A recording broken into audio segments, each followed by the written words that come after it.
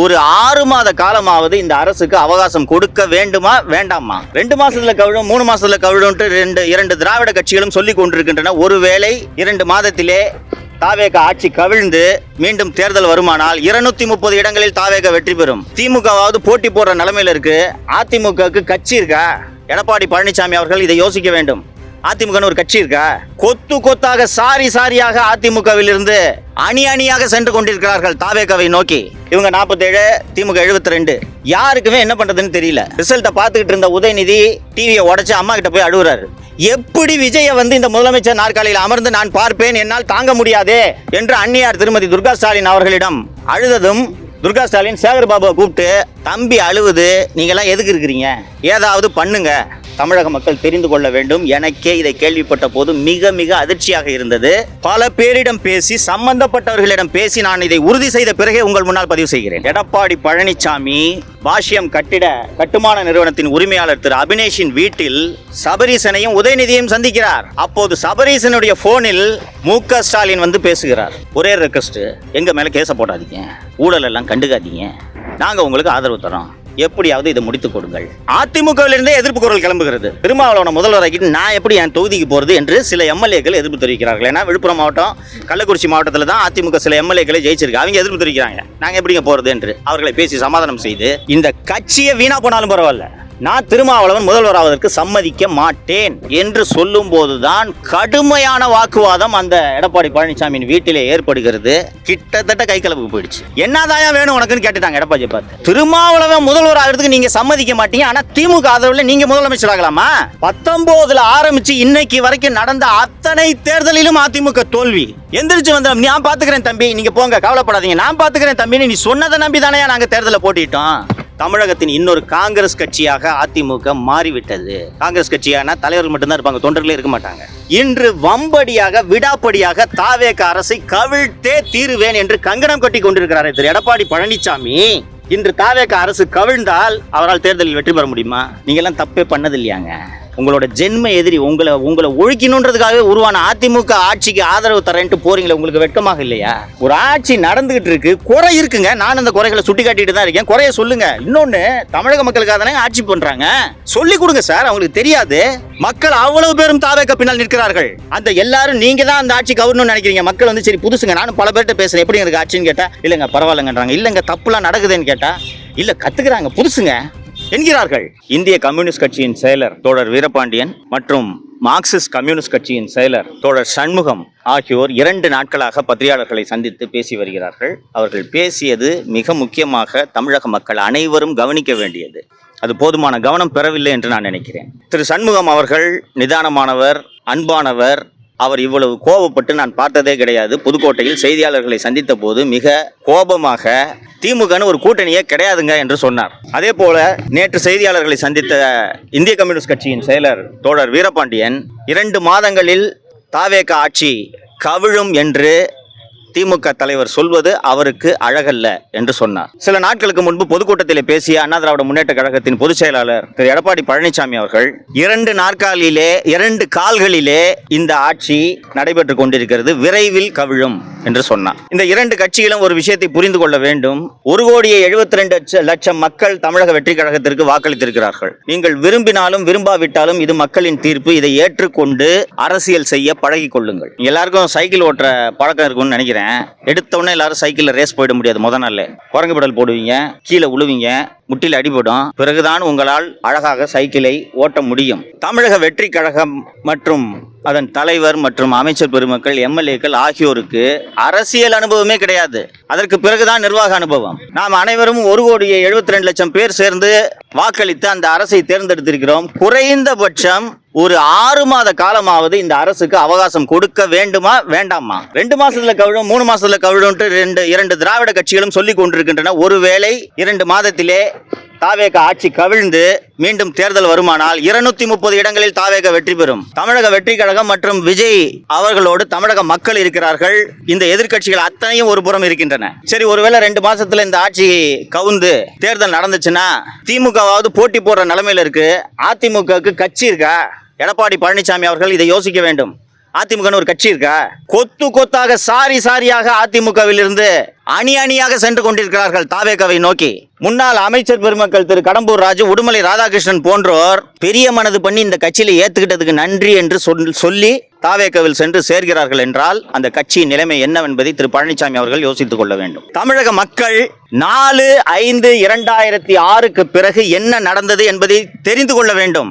இந்த அரசியல் தலைவர்கள் அத்தனை பேரின் மறுபக்கம் என்ன என்பதை தமிழக மக்கள் தெரிந்து கொள்ள வேண்டும் என்பதற்காகத்தான் நான் இன்று உங்கள் வாயிலாக தமிழக மக்களை சந்திக்கிறேன். தோழர்களே, 4/5/2026 அன்னைக்கு ரிசல்ட் சாயங்காலம் வந்துருச்சு. 108 தாண்டல தாவேக. இவங்க 47, திமுக 72. யாருக்குமே என்ன பண்றதுன்னு தெரியல. ரிசல்ட்டை பார்த்துக்கிட்டு இருந்த உதயநிதி டிவியை உடைச்சு அம்மா கிட்ட போய் அழுகுறாரு. எப்படி விஜய வந்து இந்த முதலமைச்சர் நாற்காலியில் அமர்ந்து நான் பார்ப்பேன், என்னால் தாங்க முடியாதே என்று அன்னியார் திருமதி துர்கா ஸ்டாலின் அவர்களிடம் அழுததும் துர்கா ஸ்டாலின் சேகர் பாபுவை கூப்பிட்டு, தம்பி அழுவுது, நீங்களாம் எதுக்கு இருக்கிறீங்க, ஏதாவது பண்ணுங்க என்று சொன்னதும் சேகர் பாபு இதர திமுக எம்எல்ஏக்களிடம் பேசி வேலு, அனிதா ராதாகிருஷ்ணன் போன்றோர் எடப்பாடி பழனிசாமியை தொடர்பு கொள்கிறார்கள். எடப்பாடி பழனிசாமியை உதயநிதி, ஏவா வேலு, அனிதா ராதாகிருஷ்ணன் போன்றோர் தொடர்பு கொண்டது அதிமுகவில் இருக்கக்கூடிய இதர எம்எல்ஏக்களுக்கு, முன்னாள் அமைச்சர்களுக்கு தெரியாது. அவர்கள் எப்படியாவது ஆட்சி அமைக்க, அவங்களுக்கு தெரிஞ்சது என்ன, திமுக கூட போய் இப்படி யாராவது உறவு வைப்பாங்க, அதிமுக இருந்து திமுக கூட உறவு வைப்பாங்கன்றதை அவங்களால நினைச்சு கூட பார்க்க முடியல. சோ அவர்கள் என்ன செய்கிறார்கள், சரி தாவேகாக்கு மெஜாரிட்டி இல்ல, 8-9 சீட்டு குறையுது, நாம ஆதரவு தர்றோம், எங்களுக்கு அமைச்சரவையில் பங்கு கொடு என்று இவர்கள் வேலுமணி, தங்கமணி, சி.வி. சண்முகம் உள்ளிட்டோர் தாவேகாவில் ஆதவ அர்ஜுனா, ஜான் ஆரோக்கியசாமி உள்ளிட்டோரோடு பேச்சுவார்த்தையை தொடங்குகிறார்கள். தாவேகாவுக்கு அன்னைக்கு அரசியலுக்கு புதிதல்லவா, என்ன பண்றதுன்னு தெரியல. தாவேக அண்ணா திராவிட முன்னேற்ற கழகத்திற்கு அளிப்பதாக சொன்ன அமைச்சரவைகளின் எண்ணிக்கை 15. எந்த மினிஸ்ட்ரி வேணுமோ நீங்க எடுத்துங்க. இது இனிஷியல். இது 4 இரவு 5 காலையில் பகலில் நடப்பது. போய் இவங்க எல்லாம் பேசிட்டு 15 மினிஸ்ட்ரி கிடைக்குதுன்னா அப்பாடி ரைட்டு, கவர்மெண்ட் ஃபார்ம் பண்ணிடலாம், கட்சியை காப்பாற்றிடலாம் என்று திரு எடப்பாடி பழனிசாமி அவர்களிடம் வேலுமணி, சி சண்முகம், காமராஜ் எல்லாம் சென்று பேசும்போது, அதெல்லாம் வேணாம் தம்பி, திமுக நமக்கு ஆதரவு தரேன் இருக்காங்க, பொறுமையா இருங்க, நான் பார்த்துக்கிறேன். ஆனால் எப்படின்னு திமுக ஆதரவில் நம்ம எப்படி ஆட்சி அமைக்கிறது என்று கேட்டதற்கு விசி கேட்க 2 அமைச்சரவை, ஐயுஎம்எலுக்கு அமைச்சரவை, அடுத்து அமமுகக்கு ஒரு அமைச்சரவை, பாட்டாளி மக்கள் கட்சிக்கு அமைச்சரவை. அண்ணா இருக்கட்டும்னே, திமுக ஆதரவில் நம்ம எப்படின்னு ஆட்சி அமைக்கிறது, அம்மாவோட ஆவி நம்மளை மன்னிக்காதுன்னு என்று சொல்லும் போது, அப்ப அவங்க வெளியில இருந்து ஆதரவு தராங்க, அது அதிமுக ஆட்சி தான் என்று சொல்கிறார். இதற்கு நடுவே தாவேகாவில் இருந்து அதிமுக எம்எல்ஏக்களை தூக்குவதற்கான வேலைகளில் ஆதவ அர்ஜுனா ஈடுபடுகிறார். இது நடந்துகிட்டு இருந்தவனே எடப்பாடி பழனிசாமி என்ன சொல்றாருன்னா, தம்பி நீங்க எம்எல்ஏ எல்லாம் கூட்டிட்டு போய் பாண்டிச்சேரியில் இருங்க, நான் பாத்துக்கிறேன் என்று சொன்னதும் வேலுமணி உள்ளிட்ட சண்முகம் உள்ளிட்டவர்களுக்கு மனது பொறுக்கவில்லை. அண்ணே என்னதான் இருந்தாலும் என்னென்ன திமுக கூட போய் எப்படின்னு அண்ணே 108 வாங்கியிருக்காங்கண்ணே, அவங்களுக்கு ஆதரவு கொடுத்தா கூட பரவாயில்லன்னு ஒரு அர்த்தம் இருக்குண்ணே, வெளியில இருந்தாவது ஆதரவு கொடுக்கலாண்ணே. அண்ணே திமுக ஆதரவு நம்ம ஆட்சி அமைச்சா ஜனங்க கல்ல விட்டு எறிவாங்கண்ணே, வேண்டானே என்று சொல்லும்போது, தம்பி நான் சொல்றது கேளு என்று சொல்லி ஊடகங்களில் அந்த செய்தி வந்திருக்கும், நீங்க பார்த்திருப்பீர்கள். எடப்பாடி பழனிசாமி விரைவில் நல்ல செய்தி வரும் என்று ஒரு கருத்தை பதிவு செய்தார், உங்களுக்கு ஞாபகம் இருக்கும். இதுதான் அந்த நல்ல செய்தி. இதற்கு நடுவே இதை அடுத்த கட்டத்திற்கு கொண்டு செல்வதற்காக எடப்பாடி பழனிசாமி என்ன செய்தார் என்பது தமிழக மக்கள் தெரிந்து கொள்ள வேண்டும். எனக்கே இதை கேள்விப்பட்ட போது மிக மிக அதிர்ச்சியாக இருந்தது. பல பேரிடம் பேசி, சம்பந்தப்பட்டவர்களிடம் பேசி நான் இதை உறுதி செய்த பிறகே உங்கள் முன்னால் பதிவு செய்கிறேன். எடப்பாடி பழனிசாமி பாஷ்யம் கட்டுமான நிறுவனத்தின் உரிமையாளர் திரு அபினேஷின் வீட்டில் சபரீசனையும் உதயநிதியையும் சந்திக்கிறார். அப்போது சபரீசனுடைய போனில் மு.க. ஸ்டாலின் வந்து பேசுகிறார், எங்களுக்கு அமைச்சரவையில் இடம் வேணாம், உங்களுக்கு எந்த தொல்லையும் கொடுக்க மாட்டோம், ஒரே ரெக்வஸ்ட், எங்க மேல கேச போடாதீங்க, ஊழல் எல்லாம் கண்டுக்காதீங்க, நாங்க உங்களுக்கு ஆதரவு தரோம், எப்படியாவது இதை முடித்துக் கொடுங்கள் என்று சொன்னதும் திரு பழனிசாமி அவர்களுக்கு கிட்டத்தட்ட முதல்வரான நினைப்பு வந்து விடுகிறது. ஒத்துக்கவே மாட்டேங்கிறாரு. ரொம்ப குறிப்பிடத்தக்க விஷயம் என்னவென்று கேட்டீர்கள் என்றால், திருமாவளவன் இந்த உடன்படிக்கைக்கு ஒத்து வரவில்லை. அவர்கள் கட்சியில் இருக்கக்கூடிய 2 எம்எல்ஏக்களுக்கும் அவங்க அமைச்சராக வராங்கல்ல, அதனால ஓகே, அவங்க சந்தோஷமா இருந்தாங்க. ஆனால் திருமாவளவன் இதற்கு ஒப்புக்கொள்ளவில்லை, உறுதியாக மறுக்கிறார். இந்த சூழலில் தான் மார்க்சிஸ்ட் கம்யூனிஸ்ட் கட்சி திமுக ஆதரவில் அதிமுக ஆட்சி அமைத்தால் நாங்கள் அதை எதிர்ப்போம், ஒப்புக்கொள்ள மாட்டோம் என்று சொல்கின்றனர். ஒரு ஸ்டேல்மேட் வந்துருது. தாவேகாக்கு அடுத்த கட்டத்துக்கு எப்படி கொண்டு போகணும்னு தெரியல. மார்க்சிஸ்ட் கம்யூனிஸ்ட் கட்சி ஆதரவு கேட்குறாங்க, விசிக்கு ஆதரவு கேட்குறாங்க. அவங்க நாங்கள் ஆதரவு தர்றோமா இல்லையான்றதை பற்றி எதுவுமே பேசலை. இதற்குள் அதிமுக ஆட்சி அமைப்பதற்கு திமுக ஆதரவு எம்எல்ஏக்களின் ஆதரவு கடிதத்தை கொடுக்கிறார்கள். இதுக்கு நடுவில் டிவிக்கே அமமுக எம்எல்ஏவை தூக்கிடுறாங்க, காரில் வச்சு கையெழுத்து வாங்கினாங்கன்னு ஒரு வீடியோக்கள் வந்திருந்ததை நீங்கள் பார்த்துருப்பீர்கள். டிடிவி தினகரன் இன்மீடியட்டாக அன்றைக்கி நைட்டு போய் கவர்னர் பார்க்குறாரு.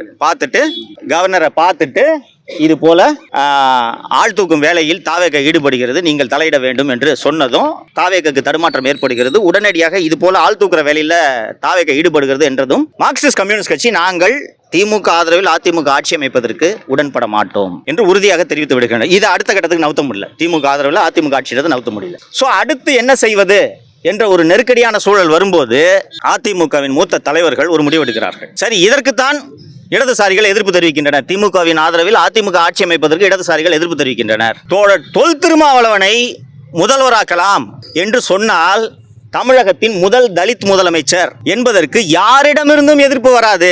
அப்போது சுயநலத்துக்காக கூட்டணி அமைத்து ஆட்சி அமைத்தார்கள் என்ற அவப்பெயரிலிருந்தும் தப்பிக்கலாம் என்று சொல்லும் போது அதிமுகவிலிருந்தே எதிர்ப்பு குரல் கிளம்புகிறது. திருமாவளவனை முதல்வராக்கிட்டு நான் எப்படி என் தொகுதிக்கு போறது என்று சில எம்எல்ஏக்கள் எதிர்ப்பு தெரிவிக்கிறார்கள். ஏன்னா விழுப்புரம் மாவட்டம், கள்ளக்குறிச்சி மாவட்டத்தில் தான் அதிமுக சில எம்எல்ஏக்களை ஜெயிச்சிருக்கு. அவங்க எதிர்ப்பு தெரிவிக்கிறாங்க, நாங்க எப்படிங்க போறது என்று. அவர்களை பேசி சமாதானம் செய்து பாட்டாளி மக்கள் கட்சியின் ஆதரவையும் கோருவோம் என்று அதிமுகவின் ஒரு மூத்த தலைவர் அன்புமணியிடம் பேசுகிறார். அன்புமணி கிட்ட பேசின உடனே அன்புமணி என்ன சொல்றாரு, ஏங்க அவங்க சிஎம் ஆக்கிட்டு நாங்க எப்படிங்க கட்சி நடத்த, அதெல்லாம் முடியாது, வேணா அவங்க 2.5 வருஷம் நாங்க 2.5 வருஷம் என்று ஒரு ப்ரொபோசல் அன்புமணி சொன்னோன்னே இது சரியா வராதுங்க என்று இணைப்பு துண்டிக்கப்படுகிறது. 10 நிமிடங்களில் மீண்டும் இணைப்பில் வந்த திரு அன்புமணி அவர்கள் அவங்க 2 வருஷம் அதெல்லாம் வேண்டாம், சௌமியா அன்புமணி அவர்களுக்கு துணை முதல்வர் கொடுத்தால் நாங்கள் இந்த ஏற்பாட்டுக்கு சம்மதம் தெரிவிக்கிறோம், திருமாவளவன் முதல்வராவதற்கு எங்களுக்கு சம்மதம், நாங்களும் அமைச்சரவையில் பங்கெடுக்க வேண்டும் என்ற நிபந்தனை மற்றும் அன்புமணி விதிக்கிறார். மார்க்சிஸ்ட் கம்யூனிஸ்ட் கட்சி ஒப்புக்கொண்டனர், இந்திய கம்யூனிஸ்ட் கட்சி ஒப்புக்கொண்டனர், யுஎம்எல் ஒப்புக்கொண்டனர், அதிமுகவின் அனைத்து 46 எம்எல்ஏக்களும் ஒப்புக்கொள்கின்றனர், திமுகவிலும் அனைவரும் ஒப்புக்கொள்கின்றனர், கனிமொழி ஒப்புக்கொள்கிறார். உதயநிதி அவர்கள் அதிமுகவில் இருக்கக்கூடிய மூத்த தலைவர் திரு வேலுமணி அவர்களை அழைத்து இது போன்ற அற்புதமான ஒரு யோசனை எங்களுக்கு தோன்றாமல் போய்விட்டது, மிகச் சிறப்பான யோசனை, சமூக நீதி என்று பேசிவிட்டு முதல் முறையாக ஒரு தலித்தை தமிழகத்தின் முதலமைச்சர் ஆக்கி இருக்கிறோம் என்ற பெருமை 2 திராவிட கட்சிகளுக்குமே வரும், சிறப்பான யோசனை, இதை செய்யுங்கள் என்று அவர்கள் அத்தனை பேரும் சம்மதம் தெரிவித்த பிறகு உங்களுக்கு எல்லாம் நினைவு இருக்கும், 46 எம்எல்ஏக்களும் சேர்ந்து திரு எடப்பாடி பழனிசாமியின் வீட்டிலே ஒரு கூட்டம் நடந்தது, எம்எல்ஏக்கள் கூட்டம். அந்த கூட்டத்தில் இந்த ப்ரொபோசலை வைக்கிறாங்க. திருமா சம்மதிச்சிட்டாரு, எல்லாருக்கிட்டையும் பேசிட்டோம், சம்மதிச்சிட்டாங்க.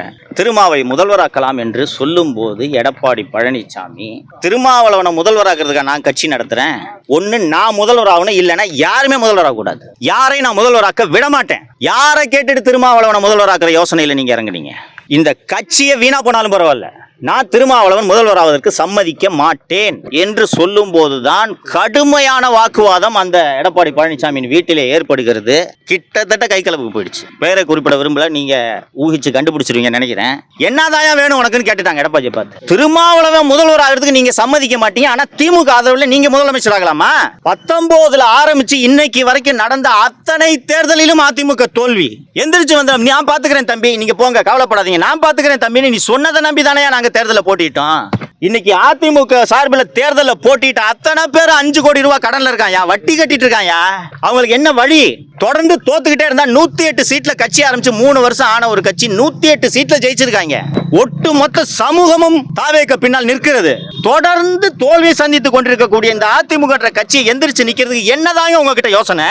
நான் திருமாவளவனையும் சிஎம் ஆக்க விட மாட்டேன், தாவேக்கு ஆதரவு கொடுக்கலாம், அவங்க 15 அமைச்சரவை தர்றேன்னு சொல்றாங்க, இல்ல வெளியில இருந்து ஆதரவு தர்றேன்னு சொன்னா நாங்க ஒரு யோசனை சொன்னா அதுக்கும் ஒத்துக்க மாட்டீங்க.